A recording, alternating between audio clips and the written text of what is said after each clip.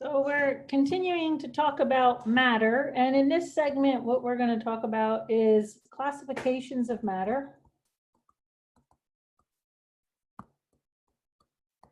based on how their composition.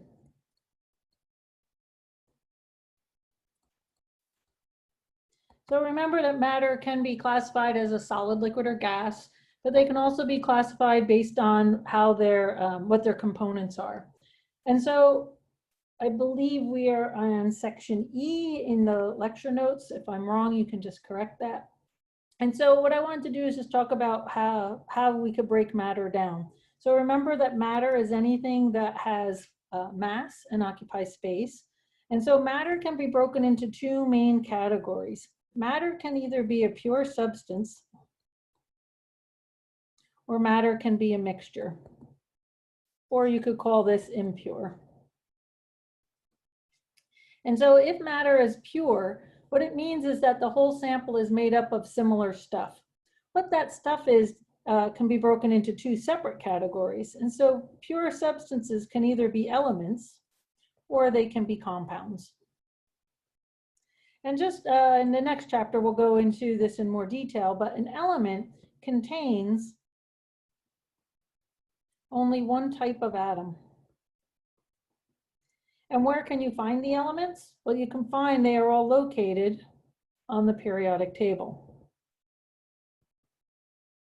So I'm going to post for you a periodic table. It's actually interactive. And you can go to that periodic table, and if you click on the elements, it actually gives you tons of information about each element if you're ever curious to know more. So of the elements, we're going to come back and talk about those in a moment. But elements are composed of only one type of atom. Compounds are a little bit different. Compounds are pure substances that have their components are found in a definite composition. They have a definite composition and contain two or more elements with the atoms being chemically bound. Now, this is a little bit tricky because we're not going to talk about chemical bonds in detail for a little bit. But for right now, I'm going to give you some quick ways to know whether things are compounds or not. And what do I mean by definite composition? Definite composition means that their components, the ratios cannot change. So for example, everybody seems to know the formula for water. Water is H2O. That's its chemical composition. Water exists with a hydrogen atom connected to an oxygen atom connected to another hydrogen atom. And this group of this atoms together is called a molecule. And a water molecule is always H2O. It's never anything different. It must have the composition of H2O in order for it to be water. Now, hydrogen and oxygen make other compounds that exist. For example, there's hydrogen peroxide. This is also a compound, but its formula is H2O2. Notice that its composition is different. It's got twice as much oxygen than H2O does. So this would always have to be H2O2 to be hydrogen peroxide, and water must always be H2O. If it's not H2O, it's simply not water, it's something else. So what is a mixture? A mixture is when you have two or more pure substances physically mixed. Each component retains its own properties. So what do I mean by that? Let me give you an example of a mixture. If I were to take a glass of water and then I were to put salt in it, salt is NaCl. So now I have salt water. Salt water is considered a mixture. It is not a compound. Salt water, I could put a little salt in or I could put a lot of salt in. The ratio could vary. If the ratios could vary, then it does not have a definite composition. Its composition can vary. Variable composition. What is also true about salt and water is if I were to separate them back out, say I were to have salt water and I put it in a pan on my stovetop and I boiled the water away, I would be left with salt. I would still have water. It would be water vapor in your air, in the air in your room right now, but it would still be water, and in the pot would still be salt. So when I separated them, they retained their own identities. It was salt and it was water when I had them mixed together. And when I pull them apart, it's still salt and it's still water. So no identities changed, and that's what makes it physically mixed. So I know in the beginning it might be a little bit tricky to figure out the difference. Most people get elements correct. If it's not on the periodic table, don't ever say it's an element. But where people have trouble is between compounds and mixtures. And so mixtures can be made up of different compounds, or they could be elements and compounds mixed, or they could be elements mixed. So how do you know if something is a compound or a mixture? You might not be very experienced in chemical bonds or physical versus chemical. So here are some things you could do to decide. One is ask yourself, is it always exactly the same? So let me give you an example of that. What do you think about gasoline? Do you think gasoline is a compound, or do you think gasoline is a mixture? When you go to the gas pump to put gas in your car, is the gas at Chevron exactly the same as the gas is at, say, Rotten Robbie's? The answer is no, they're not the same. So they put different additives in gas in different gas stations. That's what they say is the reason for the differential in cost between gas at different gas stations. I don't know if that's true. But also, when you get to the gas pump, you could buy different gasoline from the same gas pump at the same gas station. You could buy 87 octane, 89 octane, 91 octane. So that 87, 89, and 91 means that they're there, the components have different ratios, that they has a variable composition.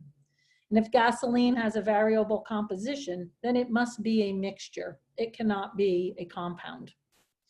One other thing I wanted to point out about mixtures is there are two types of mixtures you could have. You could have homogeneous mixtures, homogeneous, or you could have heterogeneous. If it's a homogeneous mixture, it means it's the same throughout. There's an equal distribution of the components.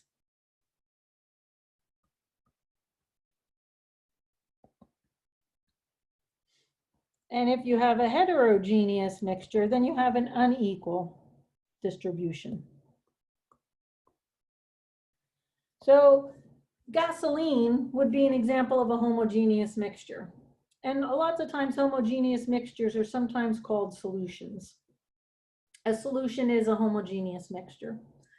If I were to make a sugar cookie, and a sugar cookie is just I make batter and I mix everything together and I have it very uniform. The cookie on this bite is the same as the cookie on that bite. But if I were to make a chocolate chip cookie and I didn't mix the chips in very well, and the chips were like this would be homogeneous.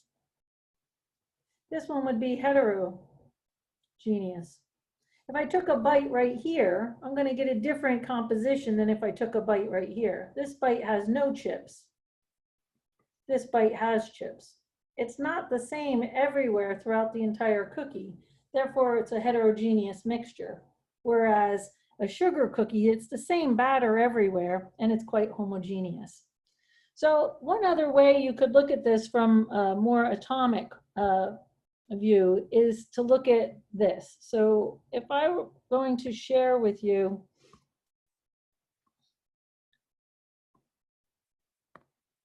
these diagrams, and I were to ask you in box A, do you think in box A that is an element, or that is a compound, or is that a mixture? The pink is representing a different type of atom than the blue. So in A, you have pink and blue atoms mixed together. So you have more than one type of atom, therefore it is not an element. But are all the things in there the same?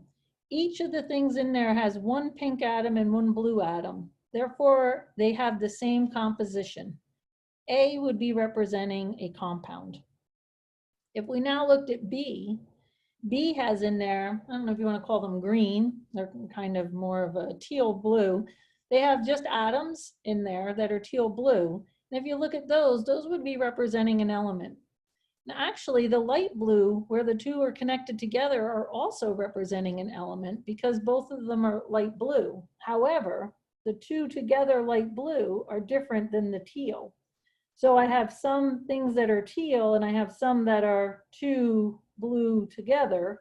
Therefore, B is representing a mixture. If you look at C, what do you think C is? C is also representing a mixture. Everything in there is not the same. If you look at E, let's just skip for a moment and look at E. If we looked at E, everything in there is the same, so it should be a pure substance. And now my question is, do you think E is representing a compound or is E representing an element? Remember, an element just has to have all atoms being the same kind. Since everything in there is represented by a pink atom, E would still be representing an element, the same as F. The difference is that E is what's called a diatomic element, two atoms linked together, and F would be considered a monatomic atom, one atom. What do you think, let's just take a jump, what do you think about I? If you look at the box I, the last one, what do you think it is? You got more than one type of atom in there. And actually, if you think about the pink as being oxygen and the two blues as being hydrogens, you could kind of think these are water molecules. And all three of them are the same, but I have more than two types of atoms. Therefore, this would be representing a compound. And so if you go through these, you should be able to predict what they are, right? So if we go back and look at D, all three things are exactly the same. They have more than one type of atom, therefore D should be a compound. And if we were to look at G, not everything in there is the same. We have some things that are just a pink and yellow, and we have some that are two pink and a blue. G should be a mixture. And the last one, H, everything in here is represented by a yellow atom. There's only one type of atom. H should be an element. So you should be able to predict element, compound, or mixture from the visuals on the atomic scale, or you should also be able to, just by thinking about whether there's things, constant compositions, definite compositions. Another way you can think about mixtures versus compounds is if you can name something in there, in the larger thing, then it can't be a compound. For example, if I asked you coffee, do you think coffee is a compound or is coffee a mixture? You could ask yourself, is all coffee always the same? And the answer to that, if you're a coffee drinker, would be no. Well, if it's not always the same, then coffee has a variable composition, therefore it is a mixture. But you could also think about, what do most people drink coffee for? What does coffee contain? It contains caffeine. Caffeine is a compound, and caffeine is found in coffee. So if caffeine is a compound and it's in coffee, coffee can't be a compound because it's got caffeine plus other things mixed in. Mixed in, meaning it's a mixture. So we'll come back to this as we go through chemical bonds, but you should be able to predict what things are elements, what things are compounds, and what things are mixtures. The last bit about classifications of matter that I wanted to talk about is I just wanted to look at elements in a little more detail. And when we're on the periodic table, there are actually three types of elements. Some elements are classified as metals, some elements are classified as nonmetals, and some of them are called metalloids.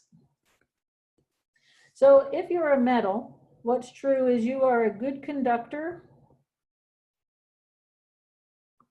of electricity and heat. If you're a nonmetal, you are a poor or non-conductor, which is also called an insulator of heat and electricity. If you're a metal, you have a shiny, or what textbooks like to call lustrous appearance. If you're a nonmetal, you tend to be dull. If you're a metal, you tend to be very pliable. Your book is probably going to say malleable and ductile. Malleable means you could pound it into thin sheets, and ductile means you can stretch it into wires. What's true of a nonmetal is that they tend to be very brittle, and if you try to bend them, they will break. Metals are very bendable. These are just some common properties of metals and nonmetals. Of course, there are a couple exceptions to this, and I'll come back to one in a moment. What are metalloids? Metalloids typically have some combination of these properties. And so if you were to look on the periodic table, there's a division between the metals and the nonmetals, and it's a step that goes down like this. And the elements here, it starts with boron and aluminum, and everything on this side is a nonmetal, and everything on this side is a metal. And the things that are considered metalloids are found right on the line. So boron is a metalloid. Silicon is a metalloid. All of these elements are metalloids. Now, aluminum falls into that category, and you would, based on its position, want to say that aluminum is a metalloid, but it has all the properties of a metal. And so even though aluminum's position on the periodic table makes you think it's a metalloid, you have to kind of remember aluminum is a true metal. So I'm going to show you a periodic table, and we'll actually look at the elements. So if we were looking at this periodic table, the line here that we'd want to use is right here, going down boron, silicon, germanium, arsenic, antimony, tellurium, polonium. So that is the cut right here. This thing is the zigzag line between them. All of the elements in this box in the right-hand upper corner, nitrogen, oxygen, fluorine, neon, phosphorus, sulfur, chlorine, argon, all of those are nonmetals. Notice the large majority of elements are metals. Hydrogen, even though it's way over here, is really considered to be a non-metal. It's a gas. It doesn't have properties of being a metal. And so if you wanted to, this is the periodic table that I'm going to give you the link to, but you can click on any element and it tells you all about that element. So going back to what I was saying, that not all elements follow this behavior, is an example of that would be carbon. Carbon in some forms is dull and brittle. Carbon, when it's in charcoal, is dull and brittle. But carbon exists in another form. The other form of carbon is diamond. And diamonds are shiny and lustrous. So these guidelines are not 100% for all elements. They are, in general, true about that class of elements. But carbon has two different forms, and one of the forms is actually shiny and lustrous, although it doesn't really conduct electricity. So there's a couple of little tricky ones. If at all I was to ask you to know these, they would be very clear cut, and you should use the periodic table to determine whether things are metals, nonmetals, or metalloids. The very last thing we need to talk about matter in this chapter is the law of conservation of matter. Conservation, I spelled that wrong.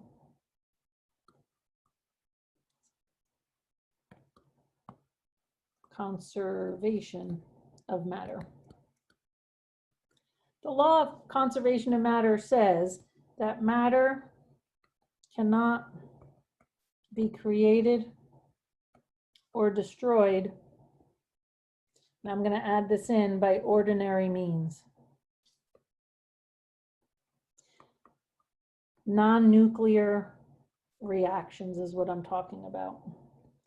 So we don't really talk about nuclear reactions in Chem 31, but when you get into Chem 1A, you'll see some nuclear reactions, and you actually can lose mass, but you gain energy. We're just not going to go that far in this class.